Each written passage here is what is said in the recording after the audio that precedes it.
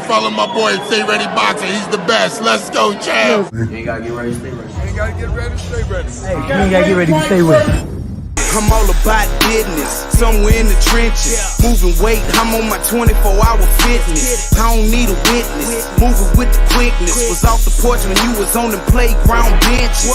Block bleeding, smoking trees, eyes Chinese. High speed, singing every lick walking by me. I'm sticking to the code like a Siamese. Twin Glocks on me, shoot 'em up like some IVs.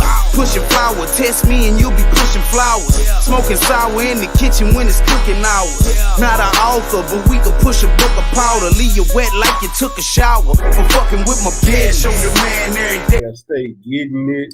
I'm on the grind because I'm all about business. What up, world? What up, fight family? It's your boy Mac with StayReadyBoxingTV coming at you with some news you could use in another episode of Ringside Views. And I got the #1 ranked heavyweight with Team USA with me, Darius Fulghum. What's up with the champ? What's happening, man? Glad to be on. Everything good with you? Man, everything is gravy, man. Just trying to maintain and just grind, you know, like always. That's me and you both. When you going back out there? We just got word to change. We were supposed to actually go back into camp this weekend on the 21st, but we just got word today that we're going back on the 28th now. So I'll be out in Houston for a little bit longer. You ready to go back? You ready to go back for the games? Yeah, man, dude, I'm excited, man. This is like I said, once in a lifetime opportunity. So I gotta make something pop off. So it's gonna be a good experience, and we're facing top level competition around the world, and I'm only blessed to be in this opportunity. Man, so what's the biggest object in your way right now, especially with having to wait a whole nother year for the Olympic Games? I think biggest obstacle really is honestly myself. You heard that saying probably 1,000 times. Sometimes you're your own worst enemy, but just trying to make sure that I put out my best performance. That all relies on me, and I got to make sure that my mindset is like razor sharp heading into the qualifiers for the Olympics. So that's really my biggest obstacle. I've been working on myself, been writing in the journal and stuff, getting in tune with myself because I got the skills, I got the speed, I got the power. I just gotta bring it out. Man, right on, man. You look great. I even went back and looked at some videos of you. I saw some of them little amateur shots, man. You look great. I can't wait till you go pro. When you go pro, are you going to go pro as a heavyweight, or are you going to drop down to cruise? Oh no, I'm a small heavyweight now, even in the amateurs. Like really, when I was amateur, I was fighting 178. Some kind of stuff happened. I ended up being stuck in. Oh yeah, I'm small, man. So really, I walk around without cutting weight or anything. I'm like 190 pounds. I fight at 201 right now. But that's just for amateurs, So when I go pro, I plan on being either 175. I may try 168, but I think 175 is the goal. Man, if you can don't overstress yourself. Find that weight class that you fight good, that you already fight good, and you comfortable at 178. Yeah. I think 175 should be your goal. 175 most likely without struggling. If you can make 168 without struggling and not killing yourself and not doing shit, do it. But if you're gonna be trained, man, don't even, try it. Just I ain't gonna try. I kind of learn my lessons. Amateurs is gonna teach you a lot of lessons along the way. And I remember back in the day, this back in maybe like 2016, maybe I started boxing in 2015. And my mindset at the time was always, you cut down in weight, be a lot stronger than the other opposition, right? That was always the thought I had in my head, so you'd be at more of an advantage. But that's why I'm fighting at 201 now. I realized that was more of a disadvantage to me than anything. I had learned along the way is that if you can fight, man, you can fight. The weight will play a difference, later at the top level, but really not so much. You'll hurt yourself more trying to cut down to a weight class than you will, just staying comfortable and honing your skills. I remember back, like I said, 2016, I was fighting at 178, and I had the idea of trying to go down to 165. Dude, I was so drained, man. that's what I was going to ask you. Oh, Lord, I think I lost him. Yeah, Oh, that was they. my fault. My fault. That was my fault. Somebody had called me. Oh man, it's you good. You good. I figured something happened, but I was gonna say, draining. I see that a lot with a lot of fighters, and I see a lot of fighters making that mistake too. Trying to drop down to smaller weights because they bigger, but they lose power when they do that too, Yeah. and they lose energy for those longer rounds, 10 round, 12 round fights. Yeah. And that's the thing, man. Like, yeah, sure, you can come in a lot stronger. It is different for the pros, to be honest, than in the amateurs. In the pros, you get the day before the weigh-in, then you rehydrate and you refuel. Amateurs, you weigh in the same day that you fight, and the problem really comes in for me personally was the important tournaments to get on the team, and at the national level and even Olympic level, you fight for like a whole week, and so you have to maintain that weight for an entire week, and it was too draining on my body. I remember by like time the third day hit, I was already kind of exhausted. Like I was fatigued. Rather now, I'm coming in sharp. Even though I'm fighting bigger opposition, my body felt a lot better. I didn't have that draining, taxing feeling of cutting weight, and and it worked for me. But like I said, in the pros, it's a lot different. You only fight in one day, and you get that extra day to rehydrate and refuel. So, you can take the chance of cutting weight compared to amateurs. I saw you, working out with your coach and getting ready for the fight. What is one of the biggest things that coaches tell you getting ready for these fights that he wants to he beat into you and make sure you understand that before every fight? Uh, Really, same thing I was mentioning earlier about really believing in myself and my ability. We always talk about like I said, I got all the skills I need. I just got to bring it out. But even when we have like um, going into a fight, he gives me certain, and he really won't tell me. One time when we're doing mitts and stuff, he'll kind of be giving me little subtle things that he'll like program into me to do going into the fight. I remember that during the trials, there was like little small things that he would do when we're doing like mitts, warming up for the fight, and found out like that was my biggest success in that fight. He didn't have to actually tell it to me. It was a little small cues from when he was watching the film of the opponent, and he's like he just knew this was going to work. So certain individual things that we'll talk about beforehand, but kind of the main concept is like I said, believing in myself. And at the amateur level about letting my hands fly. You said, don't go out. You don't want to take no loss because you're not being active. So activity is important at this level. Yeah, and at the level you are, activity is important. But when you get to the pro level, you're going to see the importance of defense. But at the same time, you still got to let your hands go.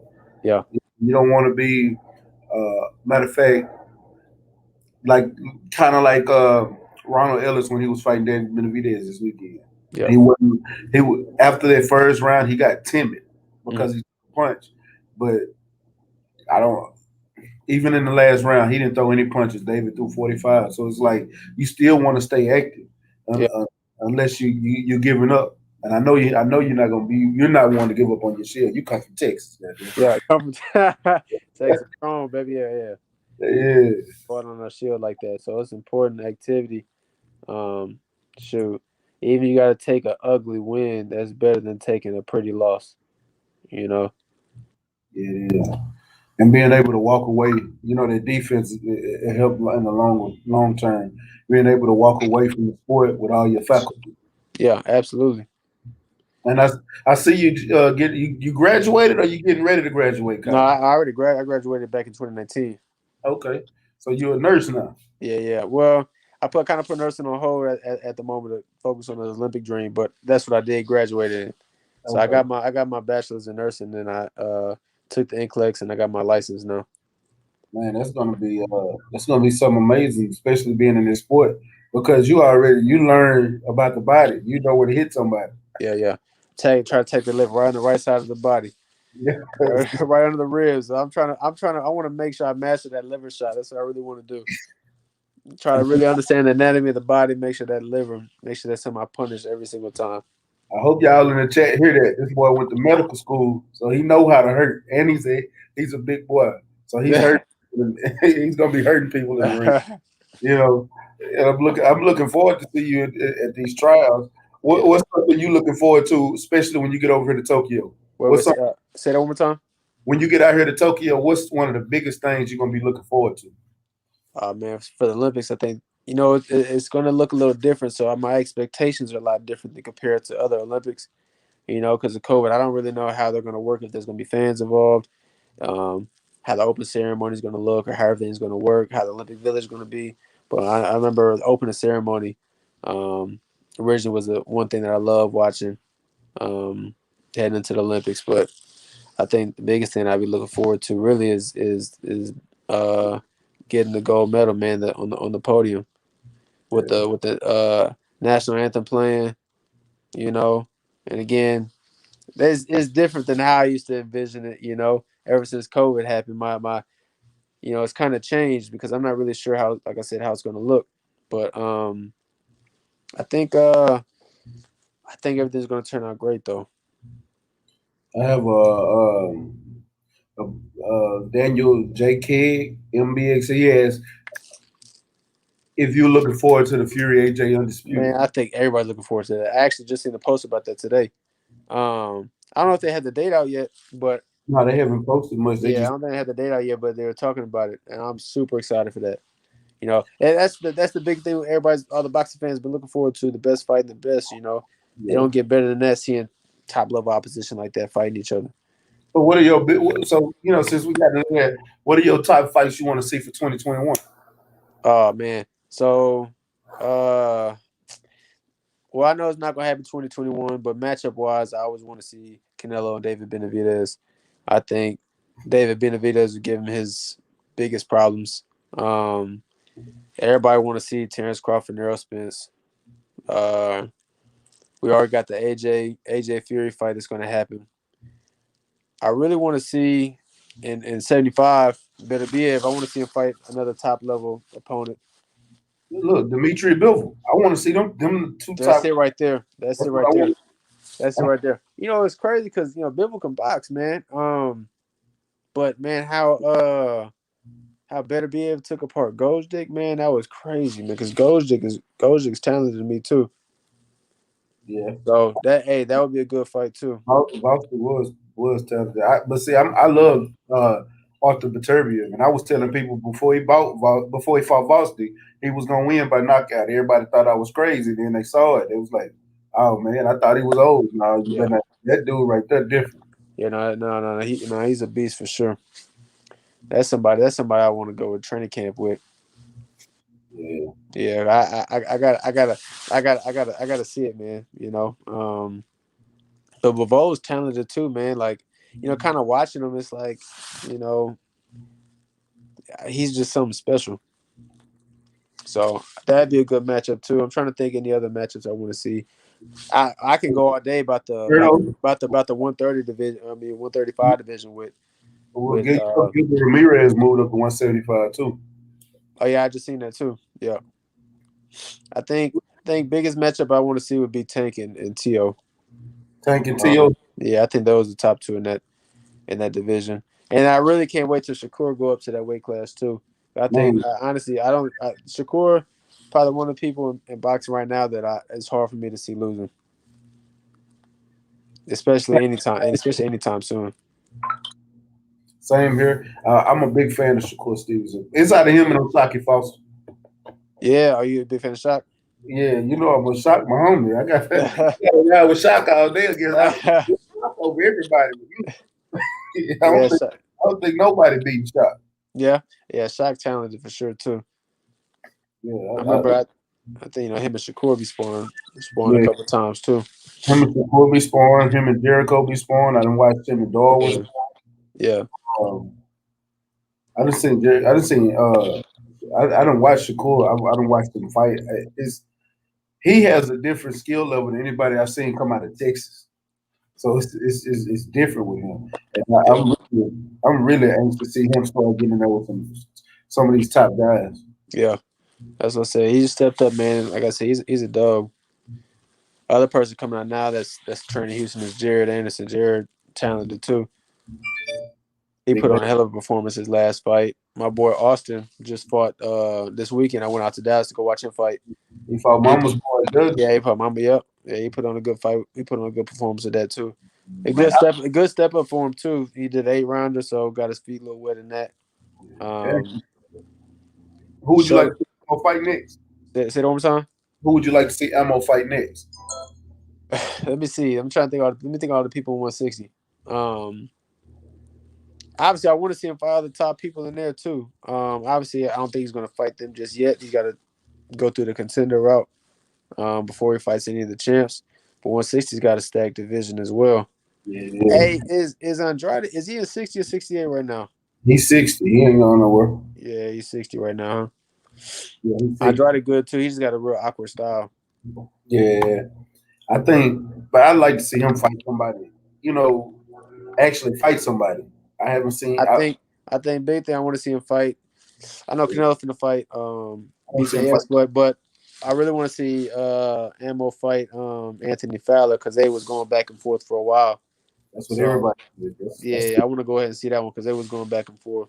And I honestly think he probably school Anthony Fowler though. I don't see that matchup going too well for him. And Champ Ross said, "What do you think about the power puncher in Berlanga, Edgar Berlanga?"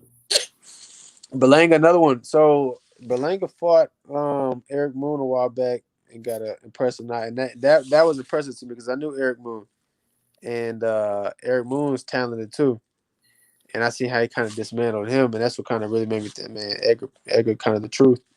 Now obviously he hasn't fought anybody in the top contender yet, so I can't really consider how he is on like a pound for pound ranking scale, but to have a record like that. I forgot. Was he 18? 15-0, 15. 15-0. Yeah, I couldn't remember the number. But all first round knockouts. Yeah, That's that is. impressive. Obviously, he's not going to keep that streak alive forever. It's going to end because once you get to that top level, it's hard to knock those guys out. It's a few people I know at 168 that's got rock hard skins that I know he's not gonna knock out in the first round. Yeah. That's lower level of fight that I would like to see him fight. Sure, we can go down. We can go down the list. I mean, 168 really stacked too. Still got Caleb Plant, real slick defensive fighter. Still got David Benavidez, real long, high volume puncher. Canelo's in there. Canelo's got one of the best defenses in the game to me right now. There's a lot of people 168 for him to fight. And then even if he goes up, he's a pretty big guy. If he goes up to 175, we still got some of the people we just named too. Then that'll be your work when you go to 175. Yeah, absolutely. When do you plan on going pro immediately after? Yeah, Olympics? absolutely. Yep.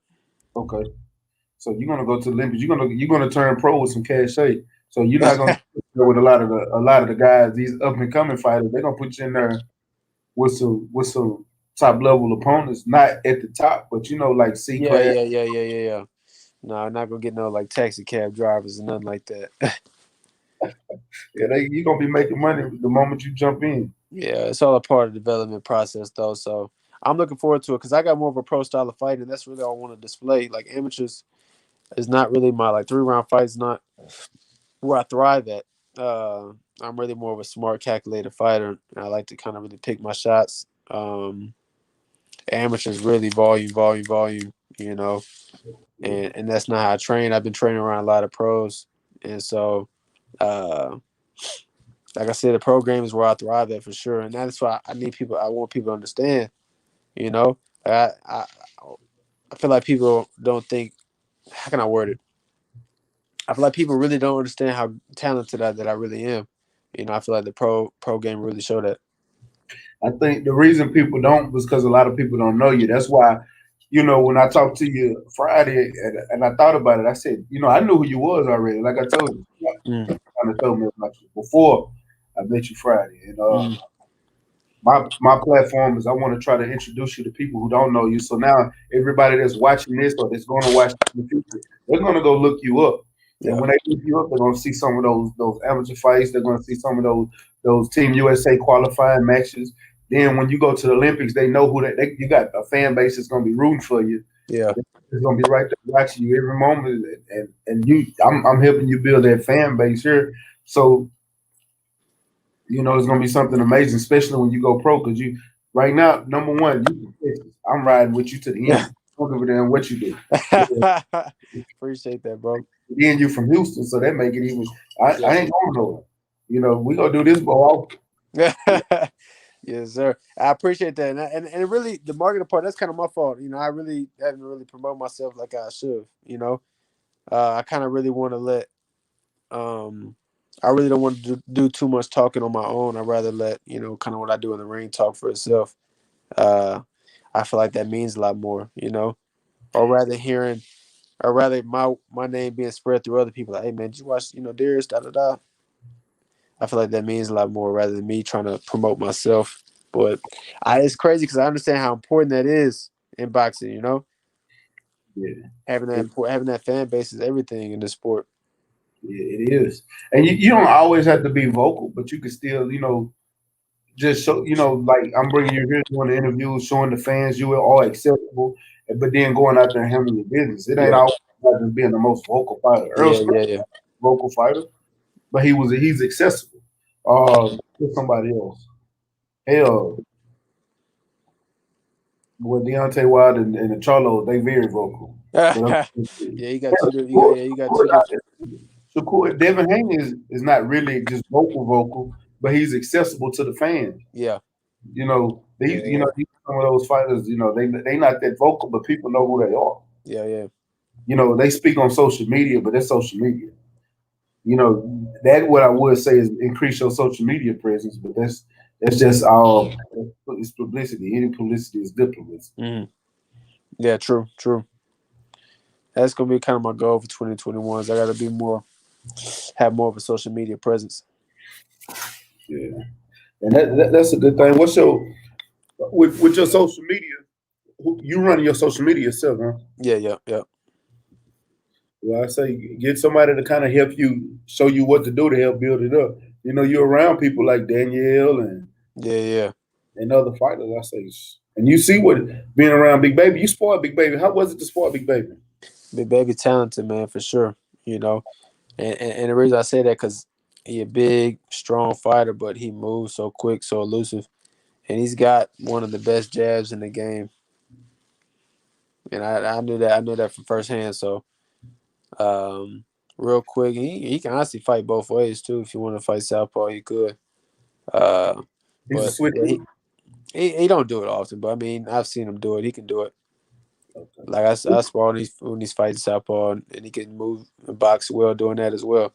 So he multi-dimensional. He can kind of do everything in the ring. And he confident in himself, and he a dog. So Who's worst the kind of worth, he gonna press it. And he gonna fight. Who's the hardest person you have spoiled so far in your career? Hardest as like skill wise, or like hardest puncher. Hardest is the skill wise. Uh, man, that's tough. Let me think. I know my boy Raheem is really talented. Hard to hit. So he's on the team with me. He fights at 178. Okay. Just real slick and real fast. So I really want to say him because he's really kind of hardest person to hit. So really all my sparring partners on the team. I spar with Richard Torres. He he's southpaw, real strong. That man hits so hard, and he feints like literally the entire time. I gotta be on guard the entire from as soon as the bell rings to as soon as the round's over. Um, and so he's a beast to work with as well. Um, like I said, Jared really talented as well. Um, I've been sparring with even lately. Tomorrow we'll be sparring with FA. FA is really strong. He knows he's got good posture, good positioning. Um, BY Brian Jennings, I was sparring with him all camp. Um, last couple months, and he's in Houston actually right now, and I've been sparring with him. Ray, a lot of tools to the game. Like he's got a lot of like vet tips that he's been teaching me. And I want to give credit also to a smaller guy. I was sparring with this guy named Marcus Taylor. I don't know if you know Marcus. I know Marquise. Yeah. known him for a long time. Hey, I got to interview him. I got footage of him at his last fight. yeah. Hey, Well, not the last fight, but the one he did on the Charlo card.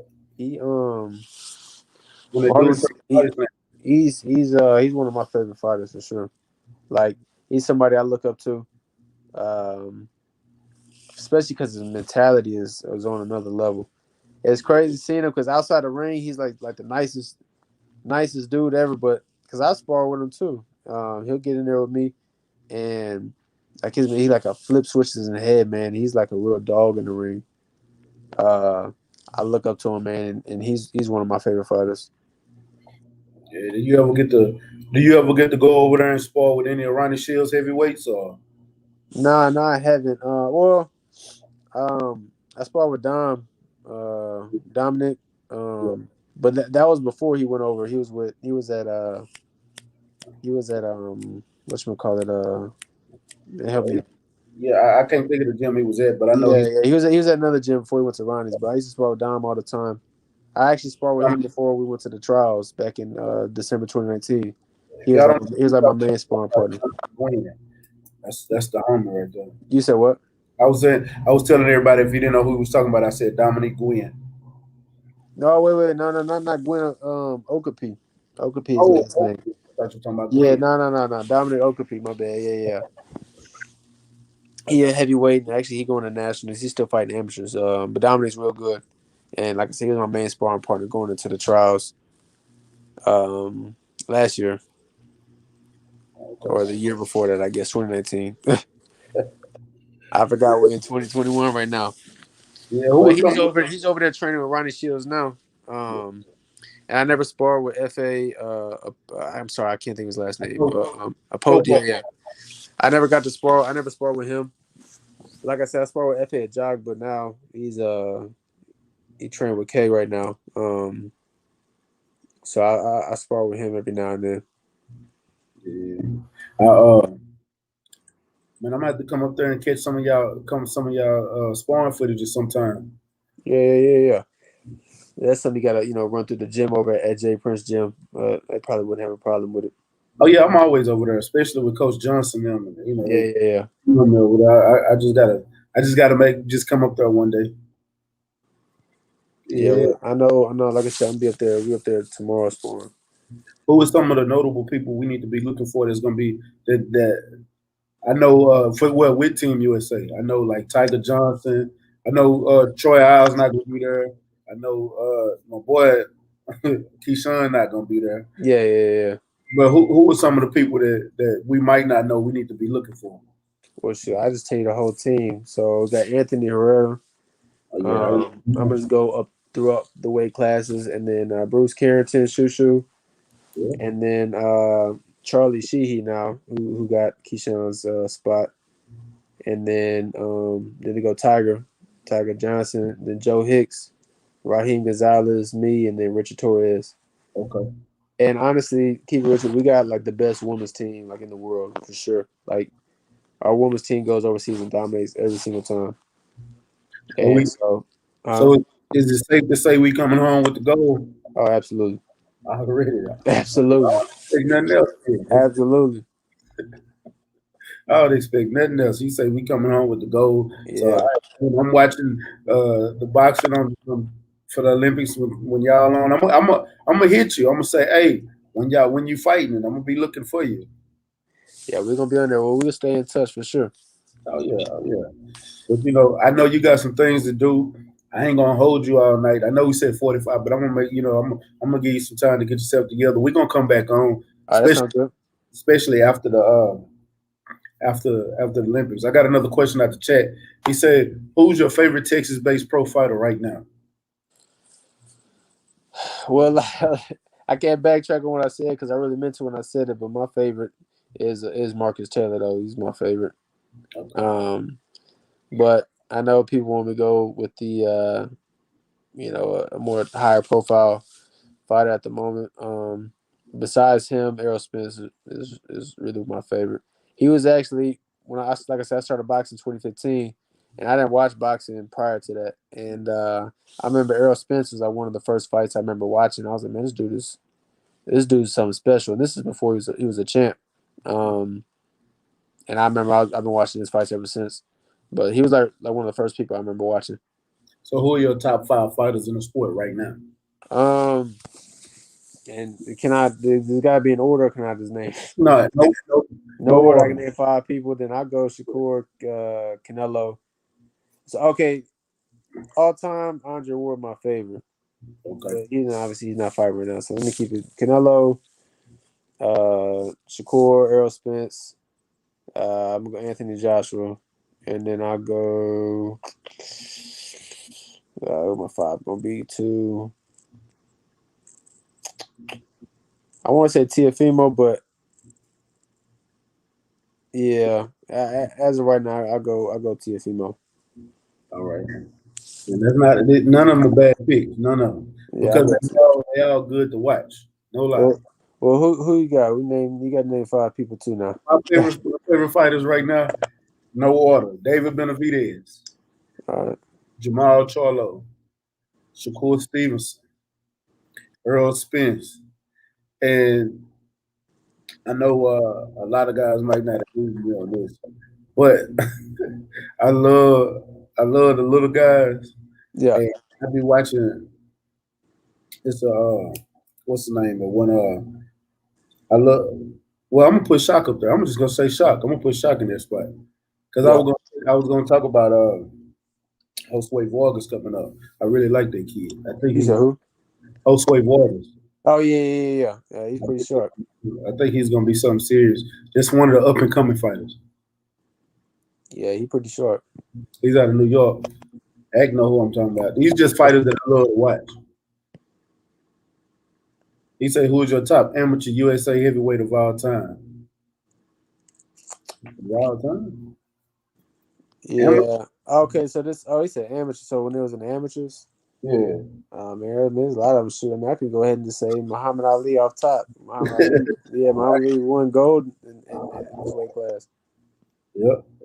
That's the best answer. Ain't nobody better. I mean, there's not much not much somebody say that's any different. Who's your top 5 greatest of all time? Oh man. Put Andre Ward in there. Yeah, Andre Ward, I tell you, he number 1 for me. Sugar Ray Leonard was always one of my favorites. Man, okay, Sugar Ray Leonard for sure. And then I also like Tommy Hearns too, because I loved his style of fighting, man. So that's 3. Then I want to go with. It's always the hardest because I swear it changes for me every single time. Yeah, because you probably still go back. Yeah, Vander Holyfield on there too. I was always a big fan of him, man. He's a true warrior, and all his fights was like wars, man. And he beat one of the top Mike Tyson twice. Yeah, he had some good fights too with man, what's his name? Lewis? Huh? Lennox Lewis? No, I wasn't talking about Lennox Lewis. Man, I know I don't want to say his name. For some reason I don't think his nickname right now. Riddick Bowe. Yeah, him and Riddick Bowe. That was gonna be my next one. Yeah, him and Riddick Bowe's fights was amazing for me to watch. Like they was going back and forth. Because Riddick Bowe was a big talented dude too. So that's 4. Number 5. Oh, I forgot. My bad. I disrespectful. I gotta put Mayweather on there. Mayweather was too good. Right on. Mine. Not one of my favorites to watch, but I gotta give him he's all time great. He is an all time great. I can't take nothing away from him. Did you ask me my favorites or did you ask me all time? No, your favorite. Oh, okay. Well then I'm gonna take my bad. I'll take Mayweather off. I was wondering when we asked tonight because I was like, I don't think I'm asking your favorite. Yeah, okay. So then I'm gonna take Mayweather off. Big fan of Mayweather, but I guess I want to go Canelo. Shoot, Canelo was my favorite to watch right now. Ain't nothing wrong with that. Yeah, I think I'll go Canelo. Different. Greatest all time to me: Sugar Ray Leonard, Sugar Ray Robinson, Muhammad Ali, Henry Armstrong, and these are my personal. Yeah. And I love Hector the Macho Camacho. All right. So then I want to ask you about your opinion on eras. You know, a lot of conversations people have now is, you know, all the time we compare eras. You talk about even Michael Jordan and LeBron. That's always the biggest conversation that happens now. Do you think the past eras could compete, or even surpass or better than the eras that's going on right now than today's? The reason I say yeah, and it's nothing against the athleticism. I think these guys nowadays are more athletic than the fighters of the past. But one thing that athleticism can't beat is technicians. Like somebody who's technical all the way around and has that athleticism. Somebody like Sugar Ray Leonard. Somebody like Sugar Ray Robinson. Those guys, you just can't beat them. Muhammad Ali. And another thing is these guys of the past wasn't ducking people like they are now. Now I'm not saying people didn't get ducked back then, but nowadays it's like we want to see the best fight the best, but we're not getting It there. never happens. Yeah, Never happens. back in the day, we had the Marvin Haglers, Tommy Hearns, Sugar Ray Leonard fighting against each other. The George Foreman, Muhammad Ali, Larry Holmes, Joe Frazier, Sonny Liston fighting against each other. We don't get none of that now, and that's I love this sport. It's my favorite sport, but this is the only reason I think the fighters of the past are better because they kept fighting hard competitions. We don't see them fighting lower level opposition all the time, and I ain't gonna call them bums because they grabbed the nuts to get in the ring. But at the same time, some of these guys don't even belong in the ring with the level of competition that they fighting. Yeah, absolutely. So that's why I'm gonna always go with the past. Now it can all change in a minute because you never know. In a minute, eventually these fighters gonna have to fight each other. They're not gonna be able to keep running and going after each paycheck. Y'all gonna have to fight each other. And when y'all fight each other, you're gonna realize it's more money when you're fighting top guys than it is fighting these lower level competitions because that's what we want to see as the fan. Yeah, and I think it happens now. Some people they got to try to establish themselves, so that make sure regardless that that they can keep having these top fights. So, like for example, say even up and coming guys, if they fight too early and they lose, they worth drops. You know, like I think even right now, like the 130, 135 weight class, there's too many stacked people in that weight class, and everybody's already looking for these matchups to happen. Even if one of them is to lose, it's still anticipated. Like, well, I still want to see, these people fight. It's the same thing with 147. It's just people are not too scared to lose their O. That's what Because they lose their O, they feel like their worth drops and they're no longer valuable. And I agree. But you see, it's still fighters that done lost it, like Adrian Broner, Sean Porter. They still making money. They done lost their O. Hell, Canelo is one of the top money makers in the sport. He lost. What? He got a loss and a draw. So lost and draw. Yeah. So having a loss don't make or break you. And I say that's why I don't have Floyd as one of my top 5 greatest. It's nothing against his perfect record, but you know what I'm saying? Like one thing that I can tell you about Muhammad Ali is Muhammad Ali went back and fought anybody he lost to, or he even gave people that he beat a second chance. It's something about the greatness of those fighters of the past that I don't know if it's gonna ever be duplicated. Yeah, no, those definitely can't be duplicated. Try to, but it's not gonna happen. And that's something that's got to change, though, man. Boxing's got to get back to how it was. But that's just really the problem. Is best is not fighting the best, man. And I don't know when that's going to change. I was kind of really hoping when Teofimo had made that jump and fought Lomachenko, that all this is going to change. But I don't think so anymore because I heard in one of his interviews now, he's like, it's like his last interview, he was talking about, no, these people got to earn their spot to fight me. You know what I'm saying? But everybody's anticipating these fights.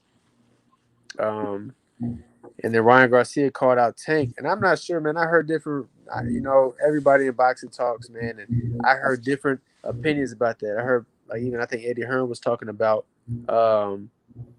he doesn't see that when he called out Tank, he doesn't see that fight between Garcia and Tank happening because of contractual reasons, And it had me think, I said, man, maybe Ryan Garcia really did that as like a ploy to make him sound like he wanted the fight, but deep down knew that fight was never going to happen. He's been calling out Tank for a long time, and me personally, I think Ryan is capping. You know, because you've been calling out Tank since you hadn't fought anybody. You Yeah, wasn't wrong. And I honestly don't. Me personally, I don't think he's ready for that type of opponent. I think Tank gets rid of him in under 3 rounds, and that's me personally. Anybody else can think different. Yeah, that's cool, but I think Tank gets rid of him in under 3 rounds because right. I don't think his skill level has developed enough, and he hasn't even been with Eddie Reynoso long enough to be ready for a fight like Tank. Yeah, absolutely. But they're not gonna fight anytime soon. And I know there's some of him and Manny Pacquiao fighting. I don't know if that. I don't see that. That was, I don't think that fight going through either. But true, I will say though, Ryan Garcia did put on a good performance against Luke Campbell. he did. He really did. I was happy about that. That was impressive. I like seeing guys, even they get knocked down, man, they come back up and keep fighting like that. That was one thing that impressed me the most with Tyson Fury. Like I wasn't really much of a Tyson Fury fan until I seen him get dropped by Deontay Wilder in the 12th round.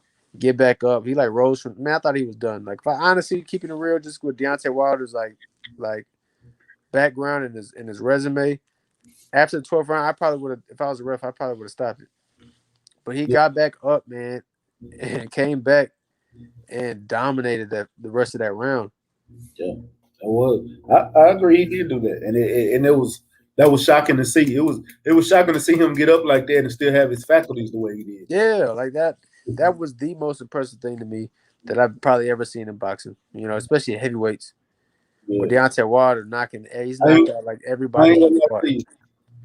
I'm still shocked on Jamel Charlo's jab to the abdomen of Jason Rosario. Okay, now that one, I'm not gonna lie to you. When I watched it, that seemed so fake to me. Like, dude, because you remember when he fell, dude looked like he was having like convulsions, and I was like, what in the world? Well, see, I'm gonna tell you why it did seem fake to me because I was watching it in real time, and I done went back and watched that replay over and over. Yeah. And when he hit him, like I bullshit you not. If you go back and watch it, listen to it. When he hit him, it sounded like a shotgun, and I was thinking to myself, that was a stiff ass jab. Yeah, but it wasn't enough for me to see him. But where he placed it, right in his diaphragm, he knocked the wind out of him, and I didn't think he knew how to catch his wind because Charlo wasn't going to the body almost the whole fight.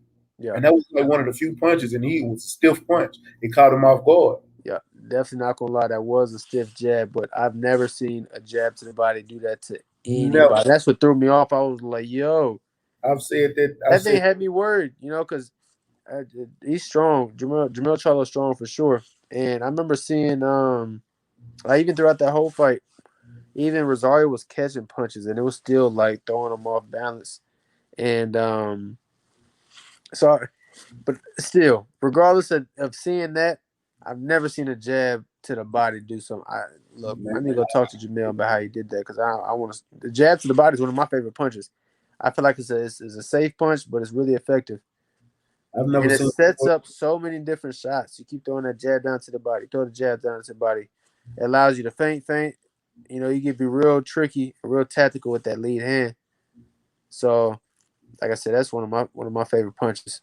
But I've never seen anything like that happen. Like you want to practice that stiff ass jab to the body a little bit more. I'm telling you, because if the jab to the body can do that to somebody, man, sheesh. I'm telling you, I was shocked too. I actually stood up. I was hoping the kid was okay. And he had to go to the hospital after that. That's how I knew it wasn't fake. They took him straight to the hospital after that fight. Yeah, and rightfully they should, because that's what I was worried about his health, to be honest. Me too. He took a lot of strong shots. But like I said, when I thought he was having the seizure on the ground or something. It actually had me scared. Me too. Main event Mark asked, how old are you, Darius? I told him, well, I'm gonna say you're 24. Yeah, I'm 24. Yeah. I'll be 25 and later this year, like in September. Coach Collinsworth told me you one of his favorite amateurs. Oh, I'm a big fan of him. Yeah, I'm a big fan of him. That's the homie right there. I love Collinsworth, man. I love seeing his posts, man, because he always keeps it real. He do. Real, no matter what. He always keeps it real. That's probably one of the most genuine people I've ever met. Yeah, I'm a big fan of him. And Mike 202 said, what promotional company do you want to sign with when you turn pro? You know, I'm actually not 100% sure. If I really had to pick one, I'd probably pick Matchroom.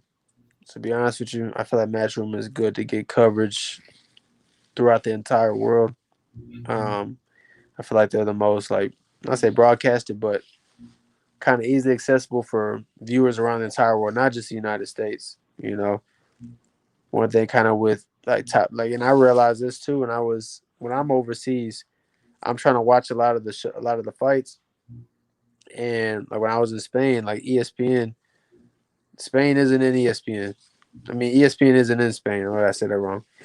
So I can't get on ESPN to watch some of the fights. You know. Yeah. I had to go in through some little back way to kind of watch it. I had to get a VPN or whatever. So I think Metro is probably easily accessible around the world for fans to watch. So I think that's why I picked them. Right on. Right on. I wouldn't blame you, man. And they paying y'all. So I go why they throwing out Yeah, check right. you go get that goddamn Right. sign $1 million contract. Yeah, but listen, to be honest, though, to me, I mean, any of the promotional companies are good to me. Like I said, as long as I get the fights that I need to really kind of make the career that I want. Yeah. And then you'll be over there with them. I see y'all spoil a couple of times. Yeah. Yeah, no, I want to be that'd be a dream because me and him talk about this for a long time. You know, that's my boy, and for us to like even be on a card together, man, that'd be amazing right there. I would love to see when you go pro, have an all Houston card with all y'all on there. Yeah. You, Ammo, Quinn, Yeah, you got Q. Yep. Jesse Garcia, all y'all, the Charlo brother. I would love to see a whole Houston card with y'all on here. Just an all Houston card, just to show the world how good y'all are. Yeah, man, really, Houston kind of really coming up on the scene for sure, boxing wise. It really is. It's shocking. But even like Danielle Perkins over there repping for the women right now, her and Marlene Browns. Yeah, So Marlene, I got to salute to the women right there. Yep. Yeah, the women's taking over. Now, I'm a big fan of women's boxing. Me too. I love watching women's boxing, and I don't think they get a lot of respect that they deserve. Like some of the women fighters, they be going to war, man. They go to war, and I'm not gonna lie to you. Women have the most granite chins I've ever seen in my life. And that sounds bad to say because it's hard to see women really get knocked out, man. Like they can take a shot compared to a man. Right, but it's crazy. So I got a lot of favorite female fighters. Who are your favorite female fighters right now? Man, I can go down a long list, so I'm gonna go ahead and probably do that now. So I'm okay. Best to just say everybody on the team. So Andrea, Jenny, Sheeta, O'Shea, and Naomi. Shout out to Jenny. Saturday. Shout out to them. Shout out to outside of the team, a big fan of Michaela. There's actually one of my favorite female Houston fighters, Jewelry Rodriguez. Yeah. Crazy talented, man. She trained out of Houston too. Real big fan of hers. I've watched her for a while, seen her and Marlene spar. And then so obviously Marlene and Danielle, you know, I train with them. And let me see who else. And those are the females that I know personally too, you know. And I've watched them in the gym and I've seen them grow and they've helped me out a lot too. Like me and Danielle spar like all the time. Yeah. And she bangs with me. I guarantee you she banging out of all the women that she's fighting. Danielle's not gonna lose in her professional career. I don't know nobody that's gonna beat Danielle. Danielle's not gonna lose in her professional career. Not even gonna be close. I got to call Danielle. I can't wait till I get her on here and tell y'all she's not. Danielle is the best woman's heavyweight right now. She will be the number one. Yeah. No doubt about that. And one thing that's crazy about Danielle is like one of the smartest women I've ever met. Crazy intelligent. She knows like everything about everything. I want to see her. I would love to. You know that what's her name? The one that fought Franchon Cruz. Oh my gosh, man! I remember. I know Danielle would beat the brakes off her. She started out as a heavyweight. I know who you're talking about because I remember that was the one. Yeah, she popped dirty. Yeah, she ended up popping dirty. I remember seeing that fight. I was like, what in the world? Alejandro. Yeah, but do you remember? It's her. That was I remember poor friend Sean too, because I remember it was sad to see it with her hair situation, and but I remember oh yeah, a girl had popped dirty, and I thought so too. Just watching. me too. I swear, man. When I first saw, nothing against it. When I first saw her walk to the ring, I didn't think that's who Franchon was fighting. Yeah, I thought this was a dude coming to the ring. yeah. To go, they were headed to the back, and I'm thinking it's a dude headed to the back. And then they get to the back, and I started seeing them put on pink, and then they switched it to Franchon. They still didn't put two and two together till they came out to the ring. Yeah. And I know they're not going to let Franchon fight. Yeah, but but nah, Danielle was smoker though. I know it for a fact. I know it for 100%. Yeah, Danielle's not gonna lose to nobody, so I'm not even worried about her. Yeah, I'm ready to see her go. So we should get ready to get up out of here, champ, because I don't want to hold you too much longer. Yep. But what I will ask you before you go is something I ask everybody. I want to know what's one thing that you would tell any up and coming fighter, any up and coming fighter that's thinking about doing what you're doing to become Team USA for the next, for the next session going on. Somebody that's getting ready to turn pro. Any motivational or inspirational words you have for them? Well, I mean, I guess the biggest thing is I had to say what my coach tells me all the time, man. It's about just believing in yourself. Really, a mind is capable of doing anything that you set it to do. Sometimes that's easier said than done, obviously. So, but the mental training aspect is so important. Like, honestly, to me, it's more important than the physical part of training. And so my tip to that is a lot of somebody's focus should be dedicated to that as well. A lot of people ask for tips about physical training. How do you get faster? How do you work on your jab? How do you do this? How do you do that? But the mental training, I think, is the most important. And I think that's what separates elite level athlete, period, not just fighters, elite athletes in general from everybody else. I think that's what makes people the GOAT, is they can really lock in and they can really focus on the task at hand. Like people always wonder, how does somebody, take the game winning shot? That's them just being locked in and being in the zone. I read so many books about that. I actually have a book right here that I read, and I definitely recommend reading, called The Mindful Athlete, Secrets to the Performance, and kind of started picking up books and reading about how to get into the zone, little tips on trying to help you do that. So that's, I guess, my biggest tip that I would recommend to anybody, any athlete or any person with a high stressful job or anything, is work on your mental. Right. And make sure y'all go purchase that book. Yeah, shout out to this book for sure. Already, man. Tell them your social media handle so they can go follow you. Well, actually, so my Instagram really is just my name. So read on the bottom, it's just at Darius Fulghum, and that's mainly what I be on Instagram. Already, man. I appreciate you coming through, man. And I'm gonna bring you back on soon, especially. That sounds good. Just let me know, and I'll be here. Already, man. I appreciate you coming through, man. Shout out to everybody in the chat. Shout out to everybody that came through. Shout out to Darius for coming through, blessing my platform with his presence.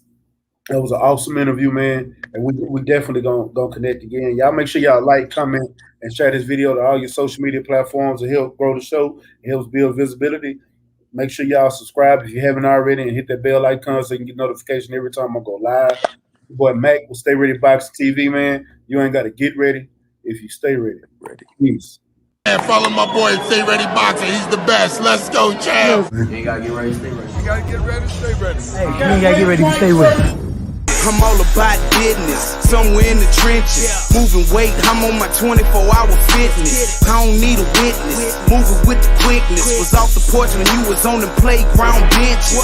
Block bleeding, smoking trees, eyes Chinese, high speed, singing every lick walking by me. I'm sticking to the code like a Siamese. Twin Glocks on me, shoot 'em up like some IVs. Pushing flour, test me and you'll be pushing flowers. Smoking sour in the kitchen when it's cooking hours.